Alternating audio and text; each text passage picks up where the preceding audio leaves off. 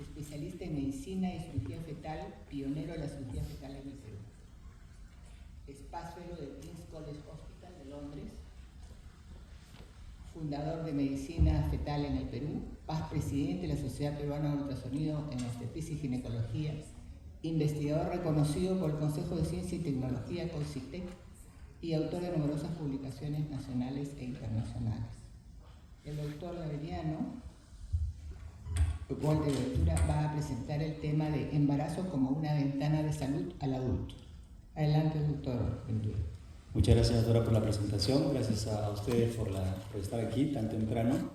Gracias a la doctora Gloria Larraviur, presidente de la Sociedad Peruana de Endocrinología y maestra mía en mis épocas de residente, que ya fueron hace muchos años. Pues este tema es un tema bastante importante y gracias por traerlo en esta sociedad. El embarazo como una ventana de salud del adulto. Cuando una mujer está gestando, nos entrega lo más preciado que tiene, que es su bebé. Y no solamente viene ella y su bebé, sino viene su familia. O sea, tal vez es un contacto muy poderoso que tiene con el sistema de salud. Y ese contacto que tenemos con el sistema de salud no debemos desaprovechar.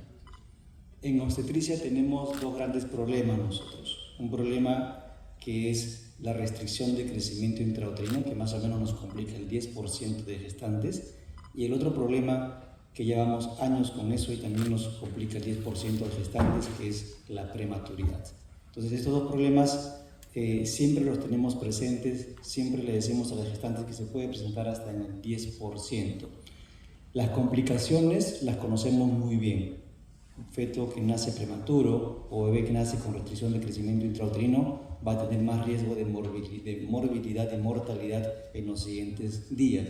Va a tener más admisión a cuidados intensivos neonatales y va a tener múltiples problemas. Sin embargo, las complicaciones a largo plazo las conocemos muy poco. ¿Qué va a pasar con ese bebé que nació prematuro? ¿Qué va a pasar con ese bebé que tuvo una restricción de crecimiento mientras que se encontraba en el vientre de su mamá? Entonces, son problemas que los hemos ido dejando, pero que cada vez revisando la evidencia nos damos cuenta de que ese ambiente intrauterino va a marcar una señal en su vida posterior y tal vez va a ser los factores de riesgo para enfermedades muy importantes en su adultez. Entonces, la manera como los ginecólogos abordamos o entendemos lo que está pasando en el mundo endouterino es a través del ultrasonido. Ahí nos vamos dando cuenta de cómo está creciendo el bebé, más o menos cuándo nacería, si va a tener riesgo de parto prematuro o no. Y lo que hacemos generalmente en cada visita de control prenatal es establecer una curva de crecimiento. Y esta curva de crecimiento la vamos ploteando de acuerdo a nuestra referencia que tenemos. Y aquí, por ejemplo, estamos observando un bebé que nace alrededor del percentil 10, es decir, era un bebé con restricción de crecimiento intrauterino.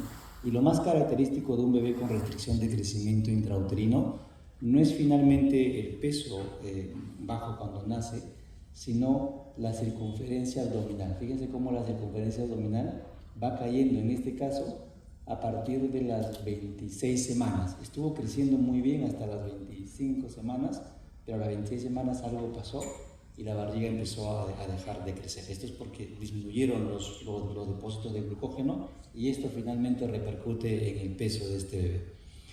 La manera como evaluamos a un feto que está con restricción de crecimiento es a través del Doppler. El Doppler nos va a permitir saber cuál es el mejor momento para intervenir y cuál es el mejor momento para que este bebé nazca. Lo que observamos en el Doppler es un fenómeno que conocemos como brain sparing, que es que este feto va a priorizar todo lo que tiene hacia su cerebro fetal. La cabeza va a crecer casi normal en un feto con restricción de crecimiento, pero lo que va a dejar de crecer es el fémur y va a dejar de crecer el abdomen. Y todo el flujo sanguíneo lo va a priorizar a este órgano tan noble como es el cerebro fetal. Sin embargo, ¿qué sabemos nosotros de lo que va a pasar después? Y para esto nos vamos a ayudar de este estudio que fue publicado en el 86 por el profesor David Barker.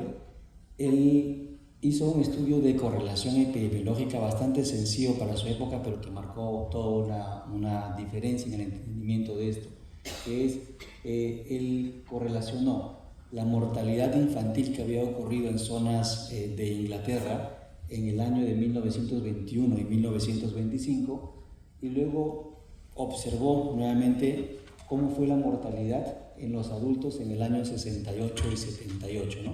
Y él encontró que en aquellos sectores en los que hubo mayor mortalidad infantil, también hubo mayor mortalidad de adultos. Y lo curioso fue de que en aquel grupo que hubo mayor mortalidad de adultos, hubo mayor tasa de muerte por enfermedad cardiovascular.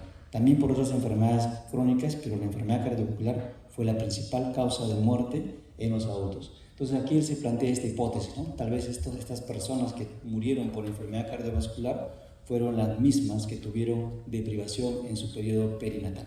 Esta es la hipótesis de Barker, que es el que nos marca la teoría que conocemos ahora como teoría Doherty.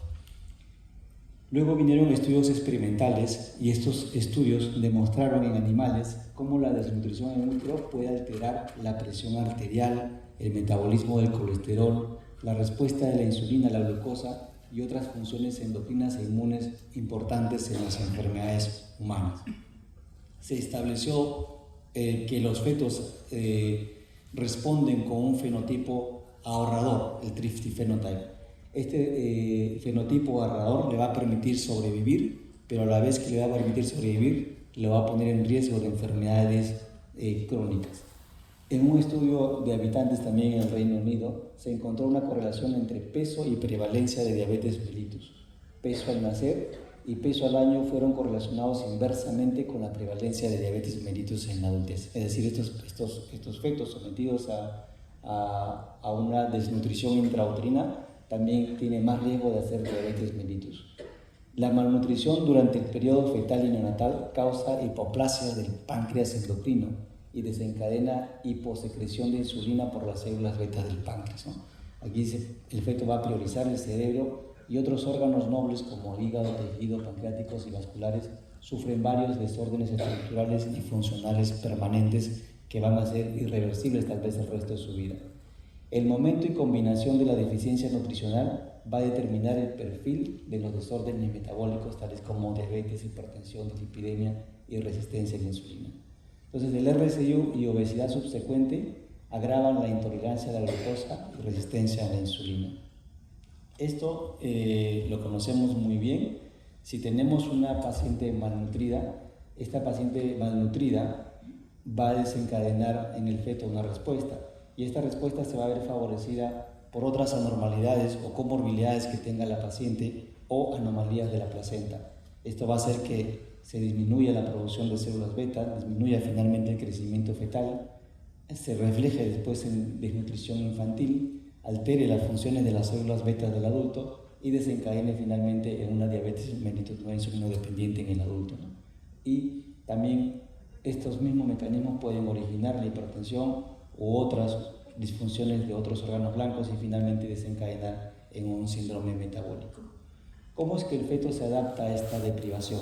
Es importante recordar que la composición corporal materna es la base, depende de la dieta de la mamá, cómo está el flujo sanguíneo uterino, que nosotros lo podemos hablar a través de la ecografía, cómo es que sucede la transferencia placentaria y cómo es que se encuentra el fenómeno fetal. Y tiene que haber un equilibrio entre la demanda nutricional y el suplemento placentario funcional.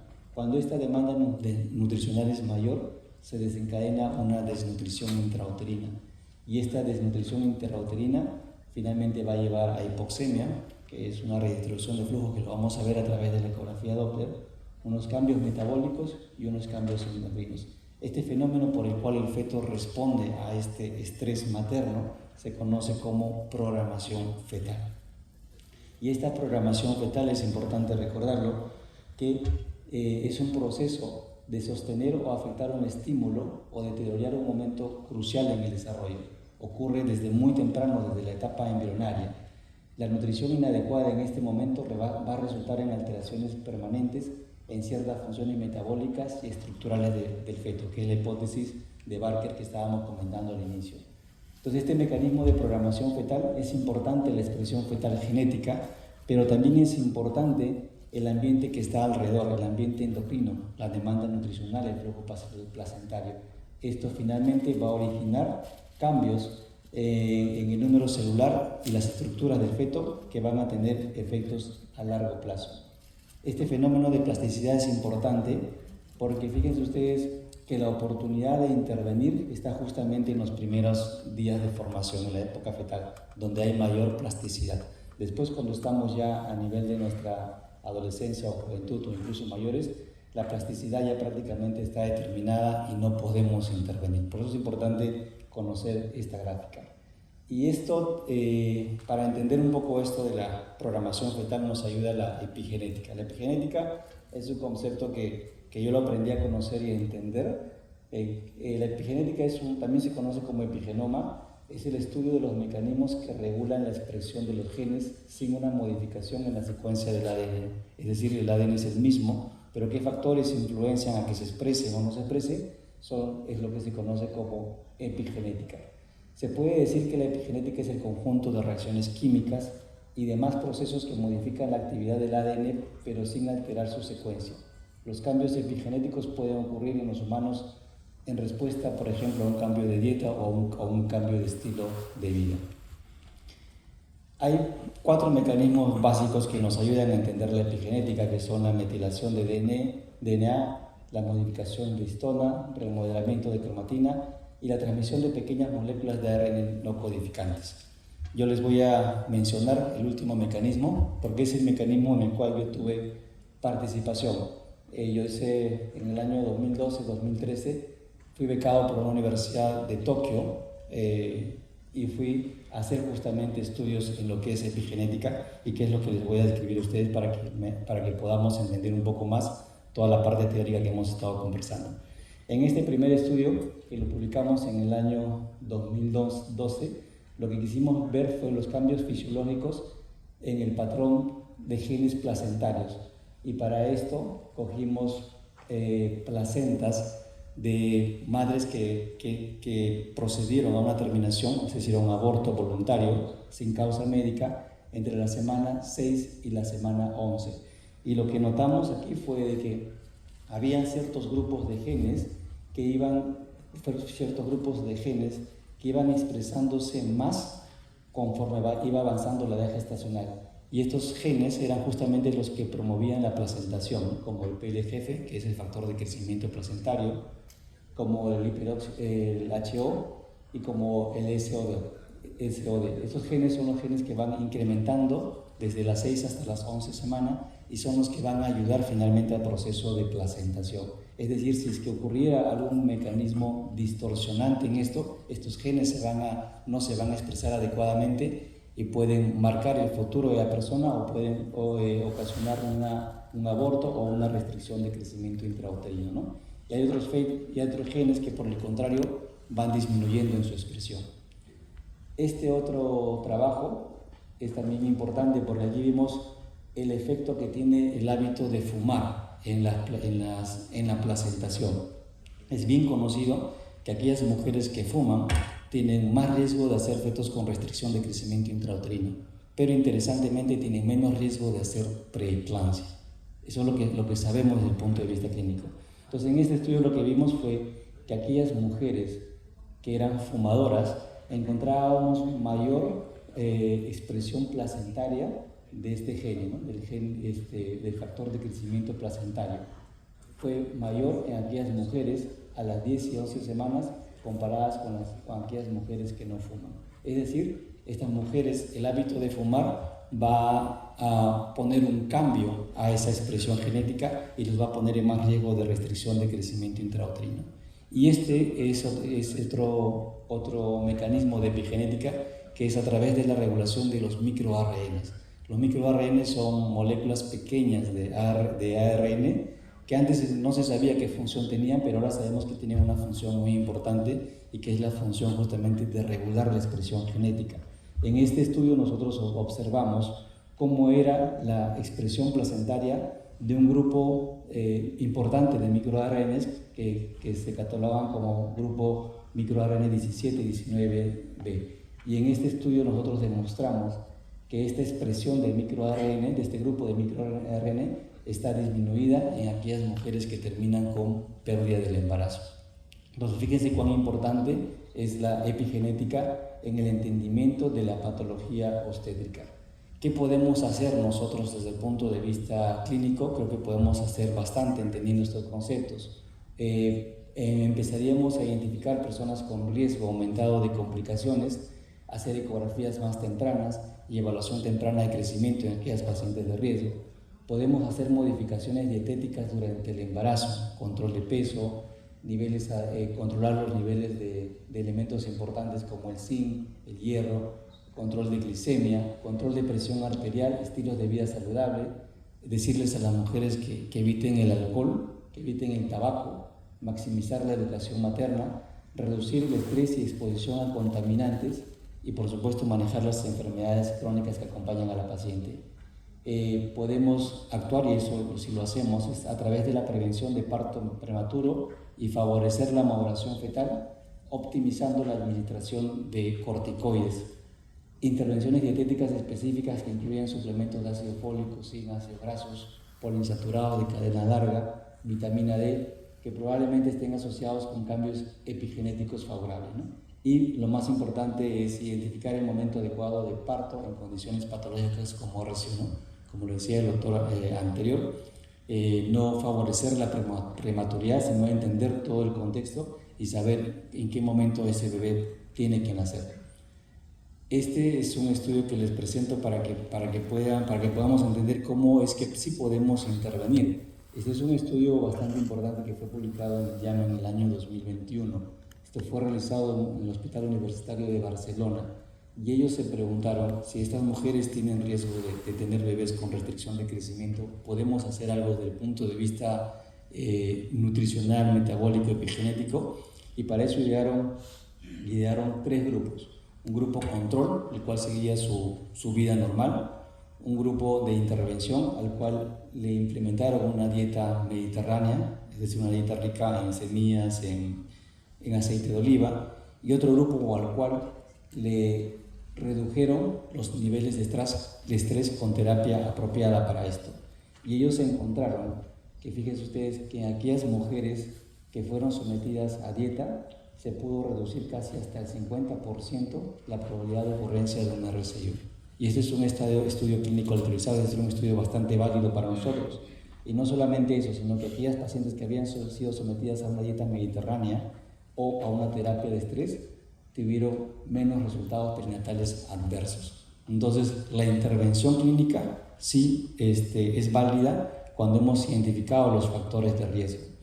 Entonces, frente a este escenario clínico que nos enfrentamos todos los días los ginecólogos, como tener una gestante joven, 28 años de edad, se presenta la primera consulta prenatal a las 6 semanas de gestación, notamos a la historia clínica que tiene obesidad, tiene historia familiar de diabetes, de enfermedad cardiovascular, que reporta además estrés relacionado al hogar y trabajo y admite hábitos no saludables de alimentación como alimentos rápidos o bebidas azucaradas, pues sí tenemos la opción de intervenir, ¿no? ¿Y cómo intervengo? Primero identifico las condiciones preexistentes y de acuerdo a eso hago las envío para endocrinología, para cardiología, para diversas especialidades.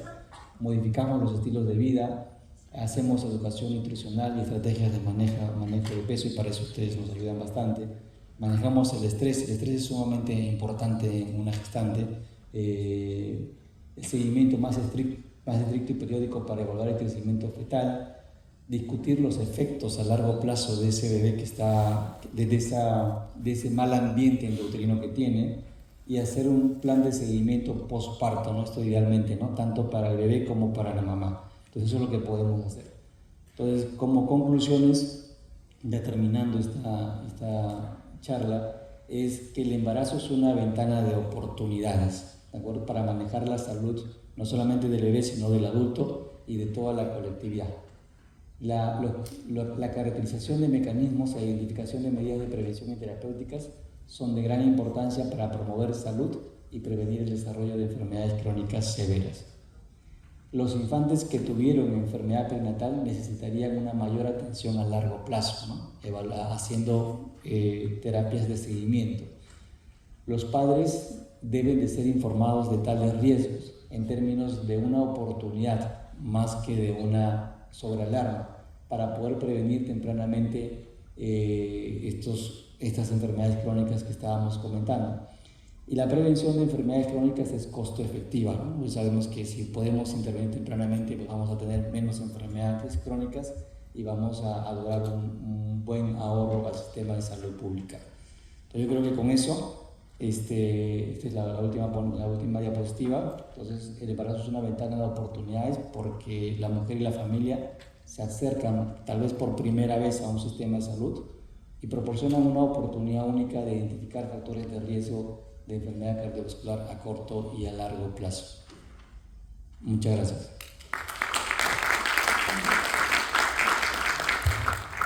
Gracias, doctor Ventura. Le invito a sentarse en la mesa, por favor.